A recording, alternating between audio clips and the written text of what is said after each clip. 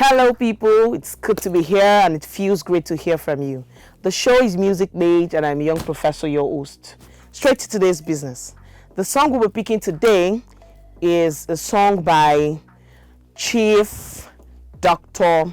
Evangelist, you don't the wonder Abi, Ebenezer Aremu Olashukbo Remilekun Obefabi, aka Chief Commander.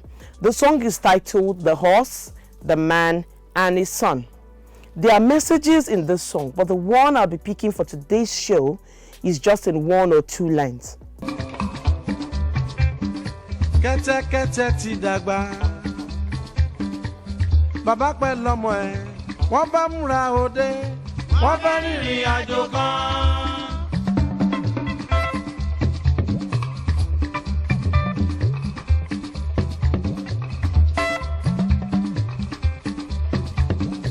Gẹ́gẹ́ bí àgbàlagbà, bàbá gun kẹ́tẹ́kẹ́tẹ́, ọmọ rẹ̀ ń tẹ̀lé lọ. Where he sang gẹ́gẹ́ bí àgbàlagbà, bàbá gun kẹ́tẹ́kẹ́tẹ́, ọmọ rẹ̀ ń tẹ̀lé lọ. There, we heard that the man sat on the donkey while his son walked behind him. Why couldn't that boy sit with him on that donkey from the onset? This is a perfect picture of most African parents. They believe it is wrong for a younger person to enjoy equal right with an elder. Because it is stated clearly in that song that kete kete ti dagba, meaning that the donkey has matured. He could carry the bottom. We could even see that when people complained, the man ended up telling the son to join him on the donkey. So why didn't he do that from the onset? You'd see now, away from the song and back to reality, you'd see some parents selling by the roadside or selling in front of their houses under an umbrella or even in a shop. And that same parent sitting comfortably selling might have a child hawking in traffic. I'm not saying all parents do this. We have parents who hawk or sell as well as their children. We have very few who hawk while their children do close to nothing. But that is not so rampant.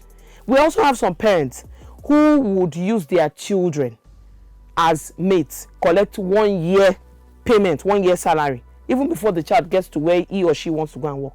The children will go and work while they sit and spend money. And then they still make these children feel, if you don't do this work, will you be able to go to school? You are doing this for yourself, of which the child is actually fending for them.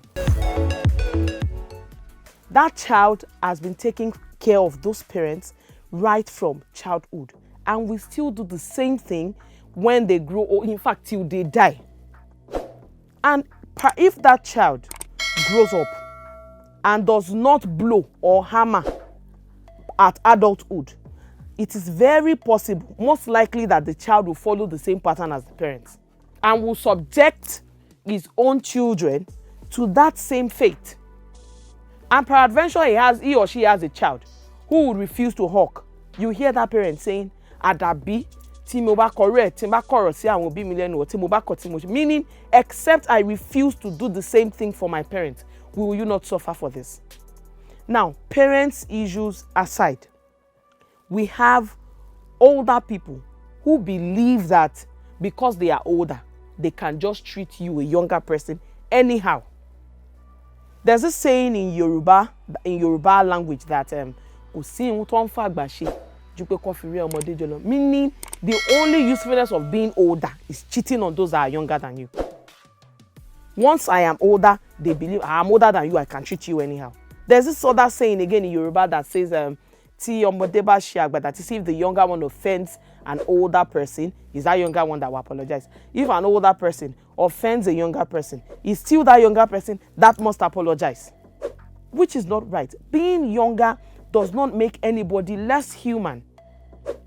Now to the parents. As parents who have children and who have parents, living parents, your allegiance is to your children. Do not get me wrong. I am not saying that you should not take care of. In fact, please, I beg you, take care of your parents. You don't have two mothers. You don't have two fathers. You have just one each. Take care of them, but not at the expense of your children's needs.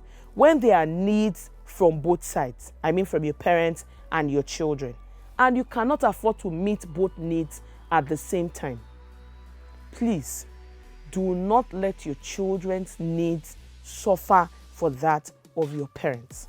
You need to attend to your children's needs first. Hear me. I said needs and not wants. Needs and not wants. It's not that your child has clothes and then he or she comes home and says, there's a raining jeans in town now that I want to buy. Your child, that is not a need, it is a want. Take care of your children's needs and not their wants, except it is a matter of life and death. I am a Christian and I would like to draw backup for my resolutions from the Bible. The book of 2 Corinthians chapter 12 verse 14c.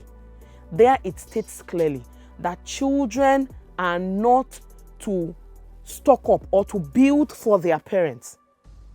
The Yoruba version is even more interesting. Please permit me. It says, nítorí tí kò tọ́ fún àwọn ọmọ láti tò ìṣúra jọ fún àwọn òbí wọn bí kò ṣe òbí fún ọmọ.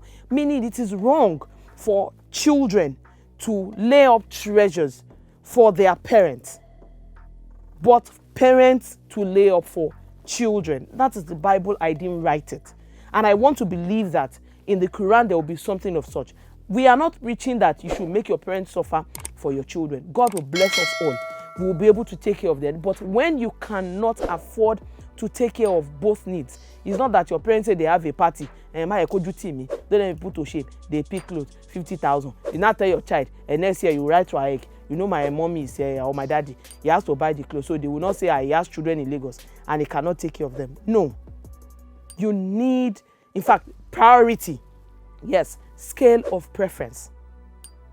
That is what this is talking about, scale of preference. Now this brings us to the end of this show, of this episode. If you have learned anything insightful or you were entertained in any way, yes, please give the video a thumbs up and do not forget to subscribe to our channel, Sage TV. See you again on the same show, same station next week. Bye.